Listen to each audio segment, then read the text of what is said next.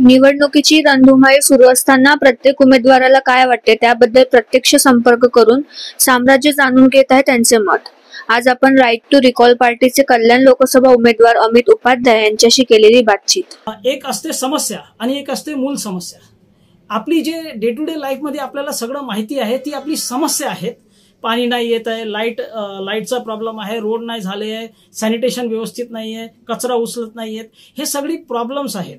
आणि हे प्रॉब्लेम जे आहेत ती आपली मूल प्रॉब्लेम नाहीत। आपली मूल प्रॉब्लेम आहेत का या सगळ्यासाठी नेमलेले अधिकारी, पॉलिटिशियन्स आणि जज ते आपला काम व्यवस्थित नाही करत आहे। आणि आपली जी मूल समस्या जर आपल्याला सॉल्व्ह केली तर राहिलेली आपली समस्या ते आपोआप सॉल्व्ह करतील। त्यांना आपल्याला सांगण्याची गरज नाहीये, त्याचा उपाय पण सांगण्याची गरज नाही, त्यांनी काय केलं पाहिजे ते पण सांगण्याची गरज नाहीये। फक्त आपल्याला काय करण्याची गरज आहे का त्यांनी आपल्यासाठी प्रामाणिकपणे काम करावा, त्यासाठी ही वोट वापसी पासबुक कायद्याची मागणी करावी। देश जो आहे तो कायद्याने चालतो आणि जे प्रत्येक पक्ष आहेत ते आपले विचार मांडतात आणि जेव्हा कायदा बनवले येतात तर ते कायदे वेगळेच बनवतात। म्हणून माझा निवेदन आहे की त्यांनी असाच पक्षला मत करावं जे आपल्या घोषणापत्रामध्ये त्यांना जे करायचे त्यांच्या कलमासकट पूर्ण कायद्याचा ड्राफ्ट किंवा बिल टाकतात। राहिलेले सगळे पक्ष जे आहेत त्यांच्यावर विश्वास करणं कठीण का होतं का ते बोलतायत एक आहेत, त्यांचे विचार वेगळे आहेत आणि जेव्हा कायदा बनवायचा असतो तेव्हा ते वेगळंच करतात।